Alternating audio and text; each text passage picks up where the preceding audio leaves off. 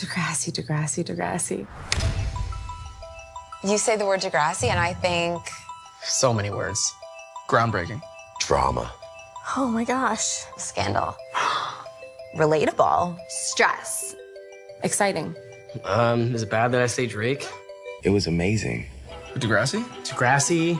Canada. My second high school. My whole childhood, really.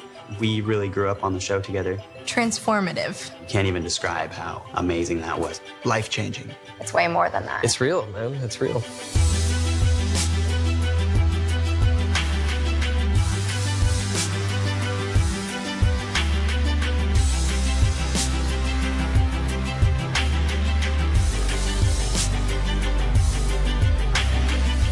It's phenomenal what they've created. It was groundbreaking. Iconic. Real. They've obviously changed the face of television. I mean, look at the history of Degrassi. It's been around for so long, and the material that it's touched on and the things that it's been able to do within, the 14 years it's been on air is incredible. In Degrassi, what we try and do is tell an authentic teen experience. No topic is taboo. Always pushing the envelope, always testing the limits. And the show itself was encouraging people to talk about things in honest ways. Whoa, that show goes there. Degrassi's pretty cool. Degrassi. What the hell did I ever do to you, Claire? You got me pregnant. I'm transgender. I just don't know if I can say bye to my daughter. I was drunk and helpless, and you assaulted me. I'm gay. I set the whole thing up. You stabbed me in the back. Put the gun down, okay? It's too late.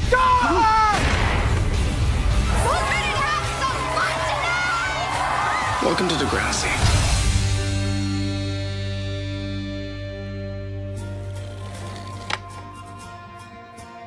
I like it at Degrassi. I love this school. Degrassi has been part of my life for 35 years. Linda, as an executive producer, is just an incredibly inspiring woman. Prior to becoming a television producer, I actually spent 8 years in the classroom teaching junior high level. A school teacher with a curiosity about film equipment. Linda had an idea. She followed a passion, built an international iconic brand from nothing. And she made it into this entire world. Welcome to Degrassi! Linda and Steven are an incredible team. My wife and I have been executive producers of the show. Degrassi is their baby. Linda and Steven are mom and dad. The mother and father. Mom and pop. Yeah, mom and dad. They've created this legacy. They believe in it so deeply to the core. They're just so passionate about the show and really care about making a difference in the lives of kids. No matter what we did or where we went, I felt like we were in good hands. I know my lines. Well, maybe if you'd stop changing the blocking every 5 minutes, then... I know. How about I change the casting instead? I used to watch the show well before getting on it, and I thought I was the only one who knew about this show. It was a show I always wanted to be on. As an actor, the Degrassi script comes across your desk. You know you're going to be a part of something big. The audition itself, I think it was just so nervous I was shaking through the whole thing. Okay, maybe I'm being a little melodramatic. I get this part, which was a delight. And the next day I have to shoot, and I get there and they're like, we need you to break dance. I thought to myself, I don't know what I did in that audition that would imply superb breakdancer. I think, and it's nice too, that the show casts age appropriate. Like, I think that's very unique to this program.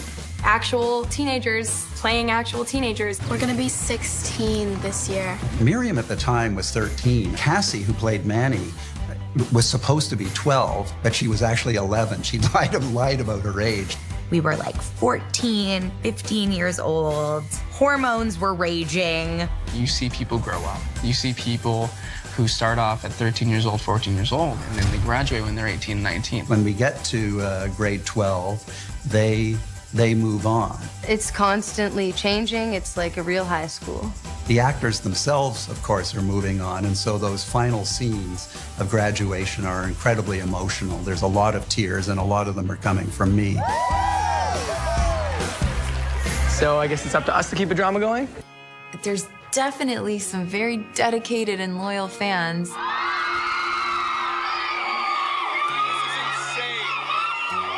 I got so many lovely messages, and I still get them to this day. We showed up in person at a mall in America and saw thousands of people there with signs and t-shirts and crying. This one girl, she comes up to me and she was like, "Can I jump you?" And I was like, security? This little girl came up and she was shaking. I'd never seen someone so excited. She had her little chihuahua. She wanted me to sign the chihuahua. You can walk in a mall like years later and have people kind of come up and grab you and hug you, and you kind of just know what. Our storyline spoke to them, and I think that it's very rare that television packs a punch like that. I think that when fans watch an episode, they're feeling like, I got really close to making that mistake, or they see something in themselves and they find themselves going, that's why I'm hurting so badly. Every season we have fans write to us and just tell us how like one story has impacted their lives. Wow. I've been off the show for 3 years, and I still get girls being like, Fiona's storyline gave me courage to come out to my friends and family. You think, yeah, this is why we all do what we do. And it was so cool that we got to touch these kids' hearts and just teach them all these issues that are going on. It's always portrayed really serious issues that a lot of teens are going through, and it doesn't try to glorify it. It's not like a public service announcement. Like, it just kind of shows these things that are happening.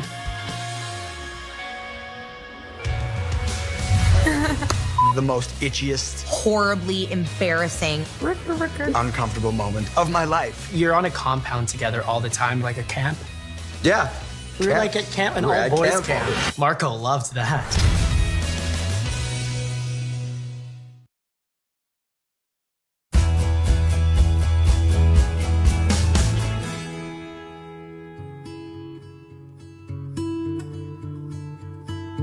All the coming out stories are different and are really true to their eras. Obviously, diversity is really important to Degrassi, and one of the reasons why Adam came onto the show was we really wanted to tell the story of the transgender journey, and that's something that we hadn't done before. Adam is a female-to-male transgender. The Adam storyline was important for the same reason why it's important to me, is I had zero idea about that topic. I wanted to portray him to the best, and, you know, obviously the binding of the boobs was something that was kind of painful. Learned so much about the trans experience through the character Adam. So many different aspects, the different pressures, and how that's unique to the trans experience. That's a pretty demanding role. She had to cut her hair short for a long period of time. My favorite memory of Claire is when she so wholeheartedly accepted Adam, because Claire could have gone either way. I'm an FTM, female-to-male transgender. Does that mean you're gay? No, I like girls. Cool. He was kind of like, yes, and? Who cares? He's like, you're who you are. I know you for this, and you're a great person. You're funny, you're creative, you're smart. Like, who cares about anything like that? So I think their relationship was awesome because he defended him. He is with Bianca, kind of starting a little bit of a love interest, and then just as he's gaining confidence, she finds out that he is a transgender, and it just kind of freaked Bianca out. Well, what's going on there? Nothing. You're too skinny to have man boobs. Stop! That was the exposure for him. And he must have been so embarrassed at that time and so open. That's like the worst nightmare for somebody that's trying to hide that. I mean, they don't want everybody in the school knowing. Did you miss the sign on the door? No, I saw it, thanks. It means guys. And we heard something from B. He was struggling with becoming himself. And Adam was bullied by people in school who didn't understand his situation.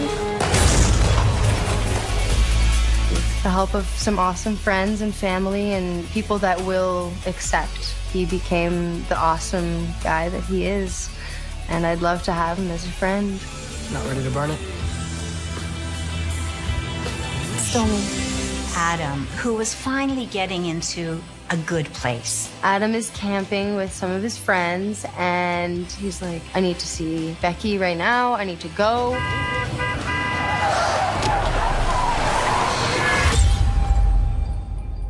We were sitting in the read-through, and right at the moment when you find out that Adam gets into the car crash, I think everyone's mouths just dropped.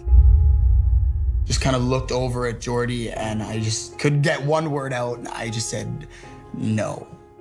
It was one of the most saddest moments I've ever had in film. Adam was a fully realized person and lived his true self with confidence, and I think that everyone in high school wishes they could do that. It was amazing to see how many people were able to better describe what they were going through by showing what Adam has gone through on Degrassi. It's not an automatic assumption that I know exactly what it feels like to grow up a trans teen in high school. I don't know that. I know exactly what it feels like to grow up a gay boy in high school. When we hired Adamo as an actor, we knew he might be playing a gay character, but we didn't know where that character would go. While Marco premiered in season 2, he initially liked Ellie, who was a very close friend of his. What do you do in high school when you're close with somebody of the opposite sex? You date them. Marco and Ellie's relationship was always lovely. He definitely liked her. Ellie was attracted to Marco and wanted to kiss him, and then she asked, "Do you think I'm hot?" That was the beginning. I think a lot of young gay boys, at least from my experience, always turn to their closest girlfriend to come out to, even when they are their girlfriend. So much had happened in that episode. It was, even for someone as dull as Spinner, he was putting it together piece by piece. Spinner's trying to set Marco up with Hazel. And sorry, what was your line? Why did you have to get out of that? Because I had to help my mom make marinara sauce, and I always help her. What's going on? What did you understand? What, that you're a psycho? You just walked out on a date with one of Degrassi's coolest girls for your mom's pasta sauce? It doesn't make sense. Yes, it does. Oh, yeah? Then stop crying and explain it to me, because obviously I'm a moron and don't get it. Because, man. Because what? Because I'm gay. I'd never seen, you know, a teenager coming out on television before. So I was like, wow, this is real. Like, this is pretty heavy. We could see as observers that he had been struggling with expressing that side of himself. After all that was said and done, where Marco started and Marco ended, it was like going from inside the closet to out of the closets and then just being in the world, which was a journey that I went on with him. When the Marco storyline came out, a woman wrote in and she said, you know,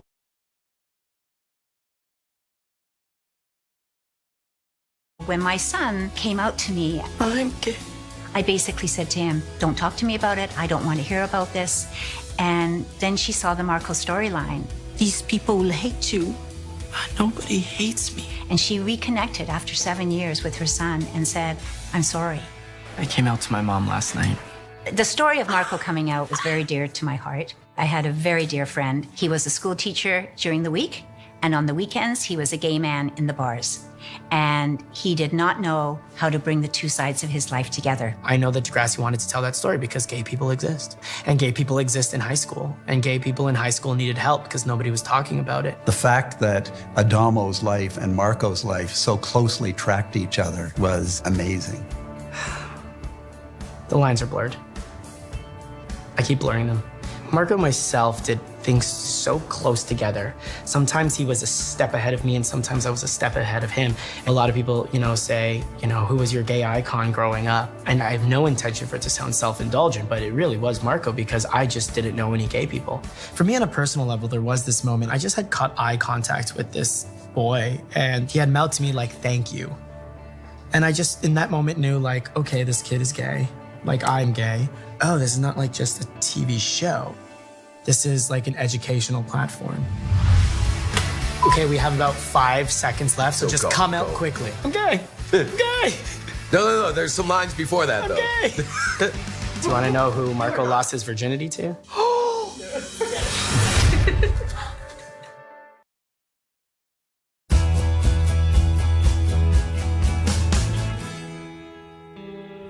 You're bipolar. You've got a chemical imbalance in your brain.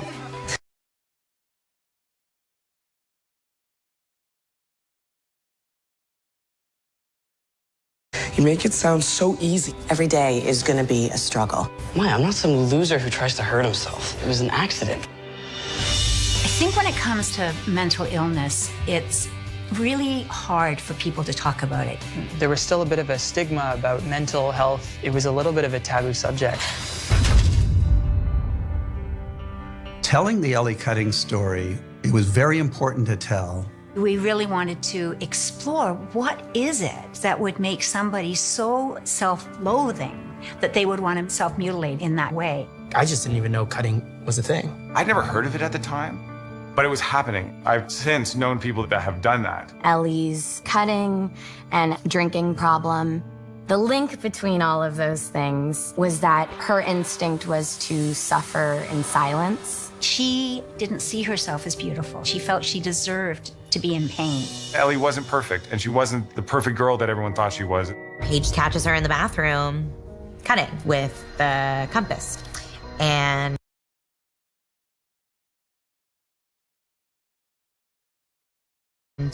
in that moment, Paige saw someone who was in pain. I don't need help. Then show me your arm. There's nothing wrong with me. Then show me your arm. Yeah, I think that really stuck out as like such an iconic moment for both of our characters. These two people from very different worlds, you know, connecting. She was there for her literally when no one else was.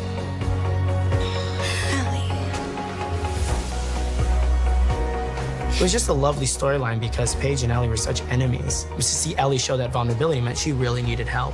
We were very worried that people might learn what cutting was and actually want to try it themselves. The last thing we want to do is suggest that negative behavior has a positive outcome. Issues fester and things get worse if you don't talk about them. I know that girls learn cutting yourself doesn't address the issue. Craig, I used to cut myself. And what's bizarre is that I'm always gonna be a cutter. Even if I don't do it for years, it's still me. I'm bipolar. Bipolar disorder, chemical imbalance. It's no one's fault, and it's nothing that anyone should be ashamed of. Lots of people don't understand why they have such a temper, why they're so impulsive. What excuses did we make for him trashing that hotel room? We all have bad days. Been there. We had one take to trash the hotel room. I think I pulled the electrical socket out of the thing so it like sparked and like shocked me. But I kept going. Should I stop? No, I'm gonna keep going and painting and there and TV. And I remember like at the corner of my, everyone is like, We were cringing with some of his actions and some of the things he said. Ash and I are getting married. We also were so sympathetic to him. I'm crazy, Ash. You're not crazy. And explain why, despite everything they tell me, I feel fine. He was struggling with a mental illness, but that didn't make him a bad person. That didn't make him a sick person. He was somebody who was really troubled.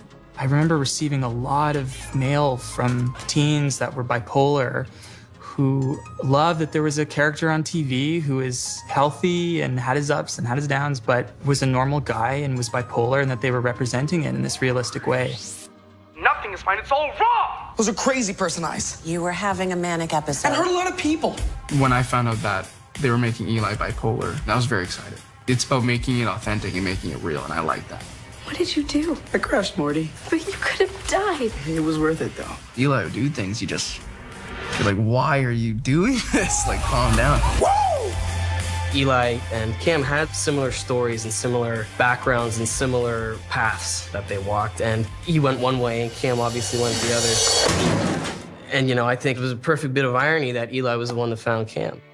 We wrote the character of Cam, and it would be a short time on Degrassi because we had already planned that this would be our way of exploring suicide.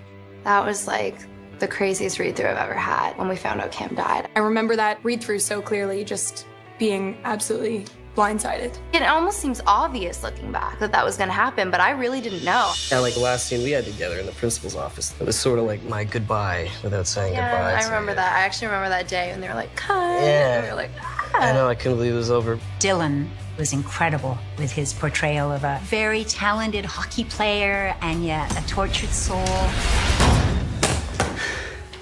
He was a kid trying to navigate the world. He had a little bit more difficulty doing that.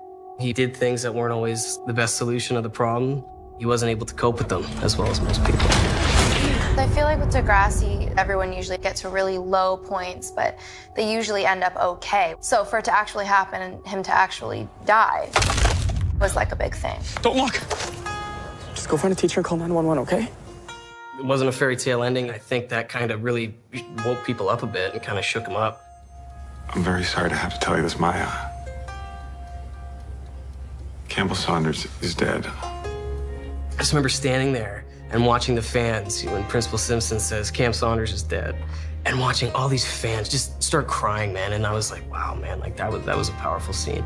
When Cam commits suicide, people didn't want to accept it. That's powerful when you've introduced a fictional character that people feel so close for and want to see succeed and lose. The character Maya got a lot of online hate as his girlfriend for not having wept and really reacted as emotionally as all the fans wanted her to react.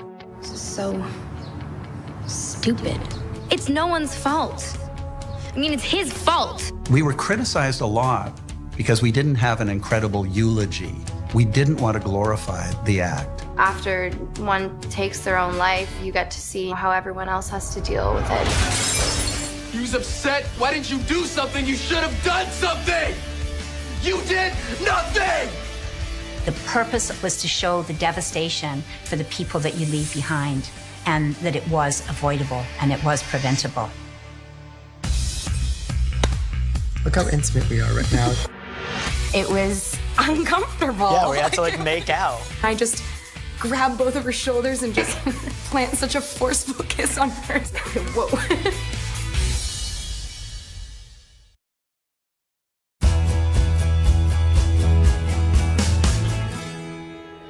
My favorite relationship was Oh, Emma and Sean. Drew and Bianca. Paige and Spinner. Jane. This guy right here. Eli and Claire. Eli and Claire. Oh, Eli and Claire. I'll always be here for you no matter what. I love those